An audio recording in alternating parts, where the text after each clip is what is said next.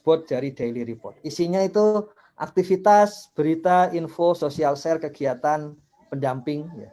Nah, kalau karena bagian saya jadi ada user admin. Di dalam aktivitas itu akan mengambil seluruh data. Jumlah datanya memang sangat banyak sehingga kalau Ibu Bapak klik aktivitas itu munculnya bisa agak lama. Kemudian dalam berita, seperti inilah berita yang ada di dalam dashboard daily report. Bapak Ibu bisa mengklik bagian kanan itu yang ada folder itu, tanda folder itu untuk melihat isi berita. Kemudian di bagian info, ini adalah bagaimana cara menyusun pengumuman kepada para pendamping.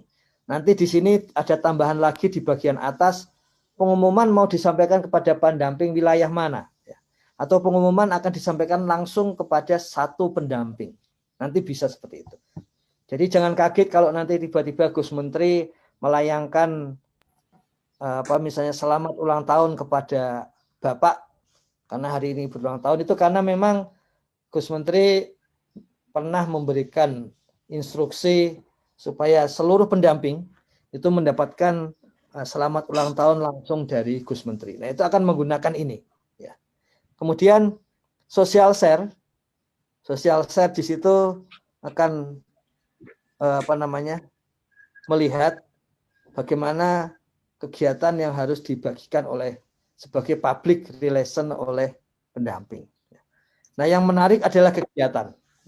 Bapak Ibu, Usulan itu tadi kalau dikirim ucapan selamat ada kiriman voucher belanja juga Pak? Ya. Ada kode vouchernya ya, harus ada gitu ya. Iya. Hadiahnya ya, hadiahnya. Ya. Itu menarik itu. Idenya menarik. Bisa kita coba nanti. Nah, di dalam menu kegiatan itu Bapak Ibu pendamping bisa mengklik filter dan di situ bisa menuliskan nama Bapak Ibu sendiri atau mencek kegiatan di tempat lain. Kemudian di dalam pendamping juga sama. Ini contohnya, ketika klik deskripsi kegiatan bisa muncul seperti ini. Bapak Ibu melihat di bagian bawah, di bagian dokumen tidak ada dokumen. Nah, nanti jangan begitu. Jadi apapun kegiatannya, kalau ada dokumen, upload dokumen. Kemarin ada yang menyampaikan dokumen saya besar. Memang sebaiknya dokumen itu kecil, supaya tidak ada masalah upload bukan di tempat kami, tapi di tempat Bapak Ibu. Jadi, tapi karena ada kebutuhan nggak bisa kalau cuma 4 MB, maka dokumen yang bisa diupload itu maksimal sekarang dinaikkan menjadi 30 MB.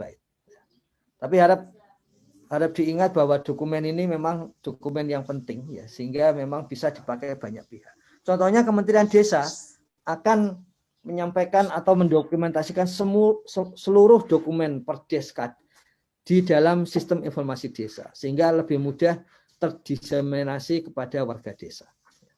Kemudian akan terlihat nama pendampingnya, kemudian lokasinya. Kalau fotonya itu location dibuka, maka akan kelihatan tempat lokasinya. Seperti tadi kami sampaikan, yang diambil dari foto itu adalah lokasi dan jam. Yang diambil dari foto adalah lokasi dan jam. Karena Google Map Pro itu akan mendeteksi lokasi itu Bapak Ibu ada di mana saja. Kemudian jam itu Daily Report akan mendeteksi apakah foto Bapak Ibu itu sesuai dengan waktu kegiatan yang dilakukan.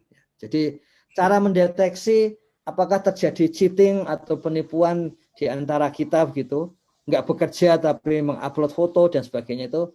Yang pertama secara teknis seperti itu.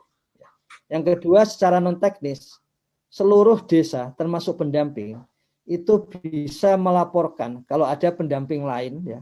Misalnya warga desa melaporkan, kemarin ada laporan misalnya di Sumatera Selatan itu bahwa pendampingnya misalnya di situ mengambil dana, atau kepala desa ada yang melaporkan bahwa pendampingnya tidak ada di lokasi. Jadi sudah banyak yang melaporkan itu dan langsung dicek oleh BPSDM bersama TPP nasional ya, langsung ke lapangan seperti itu. Nah, ini gunanya. Jadi kalau fotonya itu menggunakan daily report, maka harusnya akan muncul lokasi kegiatannya di mana, dan itu yang akan terdeteksi melalui Google Map Pro. Kalau seperti ini tanda bahwa fotonya, location-nya tidak dibuka, sehingga tidak ada gambar foto. Nah, Bapak Ibu pendamping yang tidak membuka location ini akan menerima surat dari BPSDM, ya, bahwa supaya itu memang harus dibuka, dan kalau tidak dibuka lagi maka dianggap kegiatan itu dicurigai, ya, seperti itu. Lain-lain di sini ditulis dihadiri siapa. Jadi untuk pertama kalinya Indonesia akan mendapatkan data kegiatan di desa dihadiri siapa saja secara objektif seluruh desa di Indonesia. Ini big data antara lain berguna seperti itu. Sehingga mengatakan demokrasi jalan di desa atau demokrasi tidak berjalan di desa. Itu ada basis data objektifnya. Jadi gunanya seperti itu. Nah, ini ada peran-peran lain. Di sini ada peran pendamping. Maksudnya adalah pendampingannya ada di sana, ya. Kemudian untuk pendamping, Bapak Ibu bisa melihat di sini ada data seluruh pendamping di Indonesia. Bapak Ibu bisa mengklik bagian filter untuk mencari nama Bapak Ibu sendiri. Sambil mencek apakah NIK-nya sudah benar, apakah data yang lain sudah benar. Kesalahan NPWP misalnya, itu masih terjadi.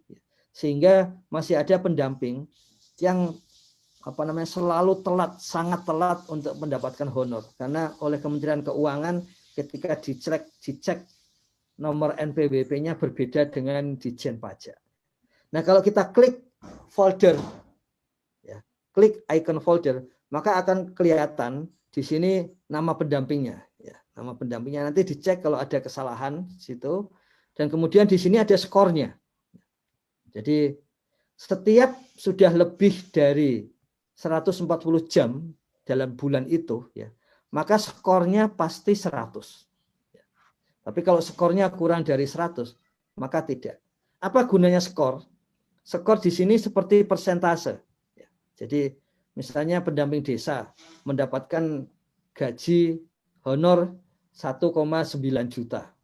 Kemudian skornya 100, maka bulan berikutnya pasti mendapatkan honor 1,9 juta. Tapi kalau skornya misalnya baru 50 gitu kan, maka tahun berikutnya, bulan berikutnya mendapatkan honor 50% dari honornya. Ya. Kalau skornya 85 misalnya gitu, maka mendapatkan honor 85% dari honor seharusnya. Ini terlihat pendamping yang aktif sampai 361. Nah, yang bagian kiri itu untuk mendeteksi. Jadi kalau orang mengatakan pendamping itu buzzer, ya kita lihat kalau kategori media sosialnya memang dominan, ya memang sekaligus buzzer. Tapi bedanya ini menurut Pepih Nugraha. Pepih Nugraha ini ahli dari media sosial dari Kompas yang kemudian sudah berani keluar karena merasa bahwa sudah bisa mandiri gitu. Bedanya buzzer positif dengan negatif. Seluruh buzzer positif. Buzzer itu jelas itu. Buzzer itu adalah fenomena revolusi industri 4.0 untuk memberitahu demokratisasi tentang pengetahuan, bahwa ini pengetahuan penting. Demokratisasinya adalah buzzer. Buzzer positif selalu menunjukkan nama aslinya. Buzzer yang negatif selalu ketika menyampaikan informasi itu informasinya selalu anonim, ya, bukan menunjukkan aslinya. Pendamping itu selalu ketika di Twitter menunjukkan nama aslinya. Ya. Ini contoh dari pendamping yang lain. Pendamping yang lain menunjukkan bahwa yang paling banyak jamnya itu adalah pendampingan. Tadi kami sampaikan di awal, dari data ini akan diketahui pelatihan apa yang penting bagi pendamping. Pelatihan apa yang harus dominan bagi pendamping. Contohnya, saat ini banyak pihak luar mengkritik harusnya pelatihan pendamping itu adalah tentang bagaimana pendamping mengetahui kebijakan-kebijakan dan sebagainya. Ya. Tapi kalau ternyata yang muncul bukan itu, ya, maka yang paling tepat adalah yang sesuai dengan kebutuhan pendamping.